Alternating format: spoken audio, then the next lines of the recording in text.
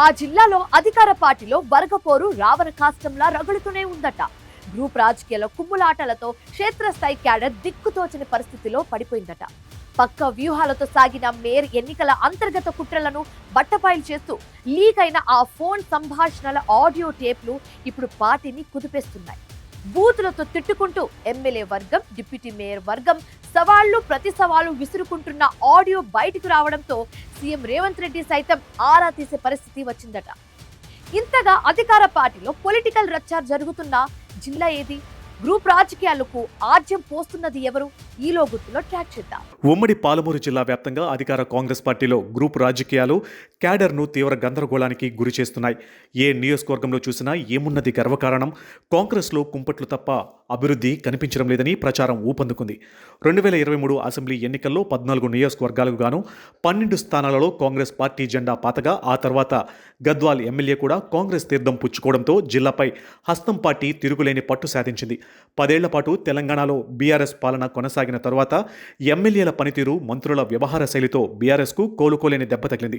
అధికారంలో ఉన్నన్ని రోజులు ఎమ్మెల్యేలు సైతం తాము ఓ ముఖ్యమంత్రిగానే వ్యవహరించారని, ప్రజల సమస్యలు పట్టించుకోవడంలో నిర్లక్ష్యంగా వ్యవహరించారని ఆరోపణలు రావడం, ప్రజలు కూడా కొత్తదనం కోరుకోవడంతో కాంగ్రెస్ పార్టీకి అచ్చొచ్చిందని, ఆ ఎన్నికల్లో అడ్రస్ లేని నాయకులు సైతం ఎమ్మెల్యేలుగా గెలిచారన్న ప్రచారం ఇప్పటికీ కొనసాగుతూనే ఉన్నది. అయితే గెలిచిన వారిలో ఎక్కువ మంది కొత్తవారే కావడం, పాలనపై పట్టు లేకపోవడం, కొందరు ఎమ్మెల్యేలు సొంత కుంపట్లు పెట్టి గ్రూపు రాజకీయాలను ప్రోత్సహిస్తూ ఉండడం పార్టీ సీనియర్లకు మింగుడు పడడం లేదు.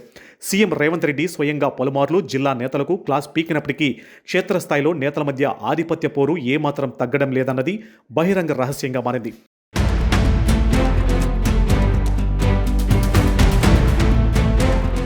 ఉమ్మడి జిల్లాల్లో మహబూబ్ నగర్ నియోజకవర్గం అత్యంత కీలకం.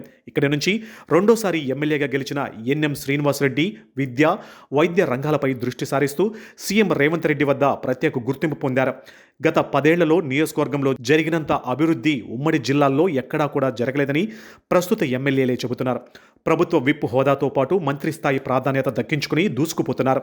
నియోజకవర్గంపై పట్టు సాధించేందుకు శ్రీనివాసరెడ్డి ప్రతిపక్షాలను ధీటుగా ఎదుర్కొంటూనే స్వపక్షంలోనూ ఎత్తులకు పై ఎత్తులు వేయాల్సి వచ్చింది. అయితే గత 10 ఏళ్లుగా పార్టీని నమ్ముకున్న పాత కాంగ్రెస్ నేతలతో పాటు ఇతర పార్టీల నుంచి వచ్చిన కొత్త నేతల చేరికలతో మహబూబ్ నగర్ కాంగ్రెస్లో నేతల రద్దీ కెపాసిటీని మించిపోయింది.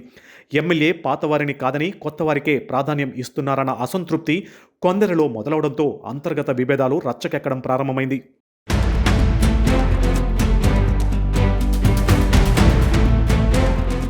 గతంలో బీఆర్ఎస్ పార్టీలో సీనియర్ యువనేత, కౌన్సిలర్గా ఉన్న ఆనంద్ గౌడ్ అప్పటి మాజీ మంత్రి శ్రీనివాస్ గౌడ్తో విభేదించి ఎన్నికల సమయంలో కాంగ్రెస్లో చేరారు. ఆ ఎన్నికల్లో ఎన్ఎం శ్రీనివాసరెడ్డి గెలుపు కోసం కృషి చేశారు. ఎమ్మెల్యేగా ఎన్నికైన శ్రీనివాసరెడ్డి సైతం ఆనంద్ గౌడ్కు మున్సిపల్ చైర్మన్గా అవకాశాలు కూడా కల్పించారు. బాండింగ్తో ఇద్దరి మధ్య సఖ్యత చేకూరడం, అభివృద్ధికి ఎమ్మెల్యే, ఇటు మున్సిపల్ చైర్మన్గా ఆనంద్ గౌడ్ నియోజకవర్గంలోని అన్ని కాలనీల్లో అభివృద్ధి పనులను వేగవంతం చేశారు. అయితే కార్పొరేషన్ మేయర్ ఎన్నికల్లో వీరిద్దరి మధ్య విభేదాలు బయటపడ్డాయి. ఎన్నికల సమయంలో ఎమ్మెల్యే ఎన్ఎం శ్రీనివాసరెడ్డికి అండగా నిలిచిన మాజీ మున్సిపల్ చైర్మన్ ఆనంద్ గౌడ్ సతీమణికి మేయర్ పీఠం దక్కుతుందని ప్రచారం జరిగింది. ఎన్నికల ముందు రోజు రాత్రి వరకు ఆమె పేరే ఖరారైనట్లు వార్తలు కూడా వచ్చాయి. కానీ అనూహ్య రాజకీయ పరిణామాలతో నగర మేయర్గా మమతా శ్రీనివాస్, డిప్యూటీ మేయర్గా సురేందర్ రెడ్డి ఎంపికయ్యారు. తనను నమ్మించి మోసం చేశారని ఆనంద్ గౌడ్ ఆవేదన వ్యక్తం చేయగా, నగర అభివృద్ధి, రాజకీయ సమీకరణాల కోసమే నిర్ణయం మార్చామని ఎమ్మెల్యే వర్గం సమర్థించుకుంది. ఈ పరిణామంతో మహబూబ్ నగర్ జిల్లాల్లో కాంగ్రెస్ 2 వర్గాలుగా చీలిపోయింది. దీనికి తోడు జిల్లా కాంగ్రెస్ అధ్యక్షుడు వర్గం, ఎమ్మెల్యే వర్గంగా 2 గ్రూపులు తెరపైకి రావడంతో క్షేత్రస్థాయిలో పనిచేసే కార్యకర్తలు, కాంగ్రెస్ క్యాడర్, సీనియర్ నేతలంతా గ్రూపు రాజకీయాలతో ఎటు పాలుపోలేని స్థితిలో కొట్టుమిట్టాడుతున్నారు.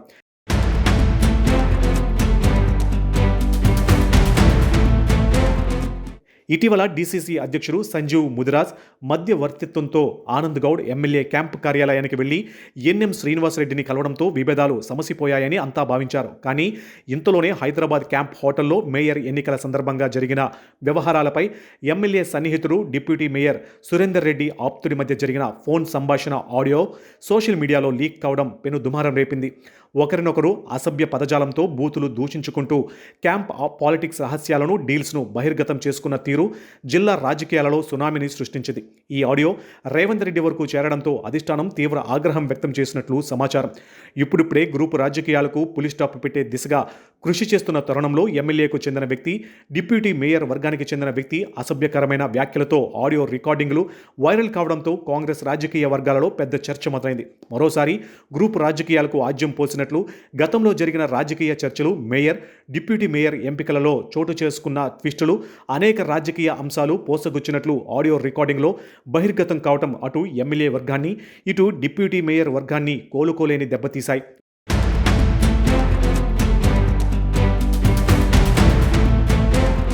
మొత్తానికి మహబూబ్ నగర్ కాంగ్రెస్లో సద్దుమణిగిందనుకున్న గ్రూప్ రాజకీయం ఈ లీక్డ్ ఆడియో టేపులతో మళ్ళీ మొదటికి వచ్చింది. మరి సీఎం రేవంత్ రెడ్డి స్వయంగా జోక్యం చేసుకుని సొంత జిల్లాల్లో ఈ కుంపట్లకు పులి స్టాప్ పెడతారా, లేక నేతల ఈగోల పోరులో పాలమూరు కాంగ్రెస్ మరింత నష్టపోతుందో చూడాలి.